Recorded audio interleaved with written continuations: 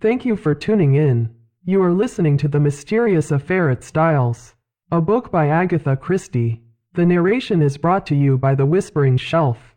Chapter 2, the 16th and 17th of July. I had arrived at Styles on the 5th of July. I come now to the events of the 16th and 17th of that month. For the convenience of the reader, I will recapitulate the incidents of those days in as exact a manner as possible. They were elicited subsequently at the trial by a process of long and tedious cross-examinations. I received a letter from Evelyn Howard a couple of days after her departure, telling me she was working as a nurse at the big hospital in Middlingham, a manufacturing town some 15 miles away, and begging me to let her know if Mrs. Inglethorpe should show any wish to be reconciled. The only fly in the ointment of my peaceful days was Mrs. Cavendish's extraordinary, and, for my part, unaccountable preference for the society of Dr. Bauerstein. What she saw in the man I cannot imagine, but she was always asking him up to the house, and often went off for long expeditions with him. I must confess that I was quite unable to see his attraction. The 16th of July fell on a Monday. It was a day of turmoil. The famous bazaar had taken place on Saturday, and an entertainment, in connection with the same charity, at which Mrs. Inglethorpe was to recite a war poem, was to be held that night. We were all busy during the morning arranging and decorating the hall in the village where it was to take place. We had a late luncheon and spent the afternoon resting in the garden. I noticed that John's manner was somewhat unusual. He seemed very excited and restless. After tea, Mrs. Inglethorpe went to lie down to rest before her efforts in the evening, and I challenged Mary Cavendish to a single at tennis. About 6:45, Mrs. Inglethorpe called us that we should be late as supper was early that night. We had rather a scramble to get ready in time, and before the meal was over the motor was waiting at the door. The entertainment was a great success, Mrs. Inglethorpe's recitation receiving tremendous applause. There were also some tableaux in which Cynthia took part. She did not return with us, having been asked to a supper party, and to remain the night with some friends who had been acting with her in the tableaux. The following morning, Mrs. Inglethorpe stayed in bed to breakfast, as she was rather overtired, but she appeared in her briskest mood about 12:30, and swept Lawrence and myself off to a luncheon party. Such a charming invitation from Mrs. Rolleston, Lady Tadminster's sister. You know, the Rollestons came over with the Conqueror, one of our oldest families. Mary had excused herself on the plea of an engagement with Dr. Bauerstein. We had a pleasant luncheon, and as we drove away Lawrence suggested that we should return by Tadminster, which was barely a mile out of our way, and pay a visit to Cynthia in her dispensary. Mrs. Inglethorpe replied that this was an excellent idea, but as she had several letters to write she would drop us there, and we could come back with Cynthia in the pony trap. We were detained under suspicion by the hospital porter, until Cynthia appeared to vouch for us. Looking very cool and sweet in her long white overall, she took us up to her sanctum, and introduced us to her fellow dispenser, a rather awe-inspiring individual, whom Cynthia cheerily addressed as Nibs. "What a lot of bottles!" I exclaimed, as my eye traveled round the small room. "Do you really know what's in them all?" "Say something original," groaned Cynthia. "Every single person who comes up here says that. We are really thinking of bestowing a prize on the first individual who does not say, 'What a lot of bottles!' And I know the next thing you're going to say is, 'How many people have you poisoned?'" I pleaded guilty with a laugh. "If you people only knew how fatally easy it is to poison someone by mistake, you wouldn't joke about it. Come on, let's have tea. We've got all sorts of secret stores in that cupboard."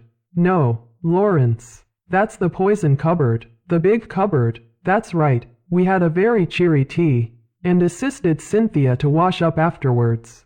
We had just put away the last teaspoon when a knock came at the door. The countenances of Cynthia and Nibs were suddenly petrified into a stern and forbidding expression. "Come in," said Cynthia, in a sharp professional tone. A young and rather scared-looking nurse appeared with a bottle which she proffered to Nibs, who waved her towards Cynthia with the somewhat enigmatical remark, "I'm not really here today." Cynthia took the bottle and examined it with the severity of a judge. "This should have been sent up this morning. Sister is very sorry. She forgot." Sisters should read the rules outside the door.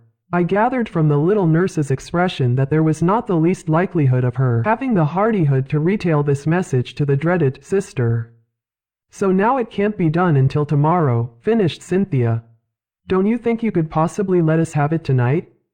Well, said Cynthia graciously, we are very busy, but if we have time it shall be done. The little nurse withdrew, and Cynthia promptly took a jar from the shelf, refilled the bottle, and placed it on the table outside the door. I laughed. Discipline must be maintained? Exactly. Come out on our little balcony. You can see all the outside wards there. I followed Cynthia and her friend and they pointed out the different wards to me. Lawrence remained behind, but after a few moments Cynthia called to him over her shoulder to come and join us. Then she looked at her watch. Nothing more to do, Nibs? No. All right, then we can lock up and go. I had seen Lawrence in quite a different light that afternoon. Compared to John, he was an astoundingly difficult person to get to know. He was the opposite of his brother in almost every respect, being unusually shy and reserved. Yet he had a certain charm of manner, and I fancied that, if one really knew him well, one could have a deep affection for him. I had always fancied that his manner to Cynthia was rather constrained, and that she on her side was inclined to be shy of him. But they were both gay enough this afternoon, and chatted together like a couple of children. As we drove through the village, I remembered that I wanted some stamps, so accordingly we pulled up at the post office. As I came out again, I cannoned into a little man who was just entering. I drew aside and apologized, when suddenly, with a loud exclamation, he clasped me in his arms and kissed me warmly. Mon ami Hastings, he cried. It is indeed Mon ami Hastings. Poirot, I exclaimed. I turned to the pony trap. This is a very pleasant meeting for me, Miss Cynthia. This is my old friend, Monsieur Poirot, whom I have not seen for years. Oh, we know Monsieur Poirot, said Cynthia gaily, but I had no idea he was a friend of yours. Yes, indeed, said Poirot seriously. I know Mademoiselle Cynthia. It is by the charity of that good Mrs. Inglethorpe that I am here. Then, as I looked at him inquiringly, yes, my friend, she had kindly extended hospitality to 7 of my country people who, alas, are refugees from their native land. We Belgians will always remember her with gratitude. Poirot was an extraordinary-looking little man. He was hardly more than 5 feet 4 inches, but carried himself with great dignity. His head was exactly the shape of an egg, and he always perched it a little on one side. His mustache was very stiff and military. The neatness of his attire was almost incredible. I believe a speck of dust would have caused him more pain than a bullet wound. Yet this quaint dandified little man who, I was sorry to see, now limped badly, had been in his time one of the most celebrated members of the Belgian police. As a detective, his flair had been extraordinary, and he had achieved triumphs by unraveling some of the most baffling cases of the day. He pointed out to me the little house inhabited by him and his fellow Belgians, and I promised to go and see him at an early date. Then he raised his hat with a flourish to Cynthia, and we drove away. He's a dear little man, said Cynthia. I'd no idea you knew him. You've been entertaining a celebrity unawares, I replied, and, for the rest of the way home, I recited to them the various exploits and triumphs of Hercule Poirot. We arrived back in a very cheerful mood. As we entered the hall, Mrs. Inglethorpe came out of her boudoir. She looked flushed and upset. Oh, it's you, she said. Is there anything the matter, Aunt Emily? Asked Cynthia. Certainly not, said Mrs. Inglethorpe sharply. What should there be? Then catching sight of Dorcas, the parlor maid, going into the dining room, she called to her to bring some stamps into the boudoir. Yes, ma'am.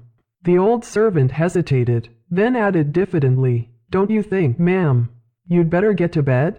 You're looking very tired. Perhaps you're right, Dorcas. Yes. No, not now. I've some letters I must finish by post time. Have you lighted the fire in my room as I told you? Yes, ma'am. Then I'll go to bed directly after supper. She went into the boudoir again, and Cynthia stared after her. Goodness gracious, I wonder what's up, she said to Lawrence. He did not seem to have heard her, for without a word he turned on his heel and went out of the house. I suggested a quick game of tennis before supper and, Cynthia agreeing, I ran upstairs to fetch my racket. Mrs. Cavendish was coming down the stairs.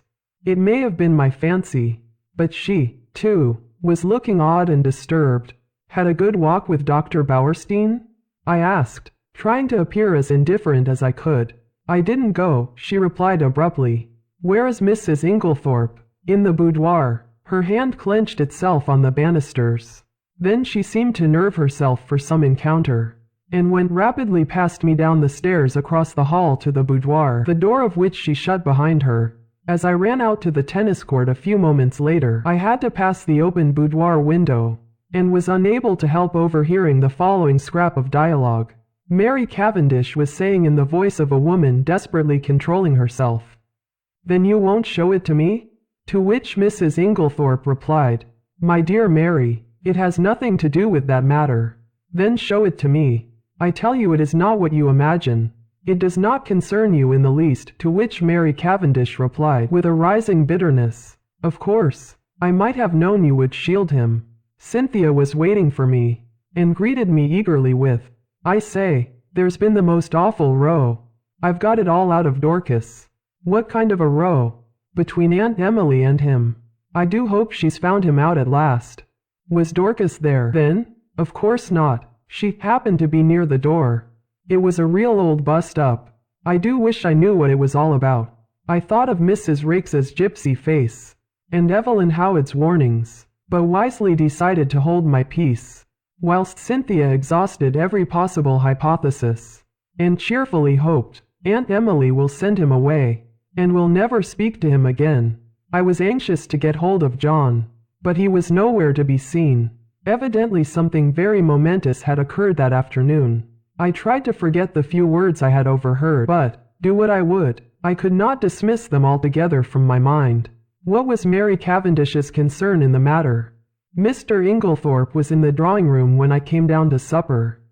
His face was impassive as ever, and the strange unreality of the man struck me afresh. Mrs. Inglethorpe came down last. She still looked agitated, and during the meal there was a somewhat constrained silence. Inglethorpe was unusually quiet. As a rule, he surrounded his wife with little attentions, placing a cushion at her back, and altogether playing the part of the devoted husband. Immediately after supper, Mrs. Inglethorpe retired to her boudoir again. "Send my coffee in here, Mary," she called. "I've just 5 minutes to catch the post." Cynthia and I went and sat by the open window in the drawing-room. Mary Cavendish brought our coffee to us. She seemed excited. "Do you young people want lights, or do you enjoy the twilight?" she asked. "Will you take Mrs. Inglethorpe her coffee, Cynthia? I will pour it out." "Do not trouble, Mary," said Inglethorpe. "I will take it to Emily." He poured it out, and went out of the room carrying it carefully. Lawrence followed him, and Mrs. Cavendish sat down by us. We three sat for some time in silence. It was a glorious night, hot and still. Mrs. Cavendish fanned herself gently with a palm leaf. "It's almost too hot," she murmured. "We shall have a thunderstorm. Alas, that these harmonious moments can never endure." My paradise was rudely shattered by the sound of a well-known and heartily disliked voice in the hall. "Dr. Bauerstein!" exclaimed Cynthia. "What a funny time to come." I glanced jealously at Mary Cavendish, but she seemed quite undisturbed. The delicate pallor of her cheeks did not vary. In a few moments, Alfred Inglethorpe had ushered the doctor in, the latter laughing, and protesting that he was in no fit state for a drawing-room. In truth, he presented a sorry spectacle, being literally plastered with mud. "What have you been doing, doctor?" cried Mrs. Cavendish. "I must make my apologies," said the doctor. "I did not really mean to come in, but Mr. Inglethorpe insisted." "Well, Bauerstein, you are in a plight," said John, strolling in from the hall. "Have some coffee, and tell us what you have been up to." "Thank you, I will." He laughed rather ruefully, as he described how he had discovered a very rare species of fern in an inaccessible place, and in his efforts to obtain it had lost his footing, and slipped ignominiously into a neighboring pond. "The sun soon dried me off," he added, "but I'm afraid my appearance is very disreputable." At this juncture, Mrs. Inglethorpe called to Cynthia from the hall, and the girl ran out. Just carry up my dispatch case, will you, dear? I'm going to bed. The door into the hall was a wide one. I had risen when Cynthia did. John was close by me. There were therefore 3 witnesses who could swear that Mrs. Inglethorpe was carrying her coffee, as yet untasted, in her hand. My evening was utterly and entirely spoiled by the presence of Dr. Bauerstein. It seemed to me the man would never go.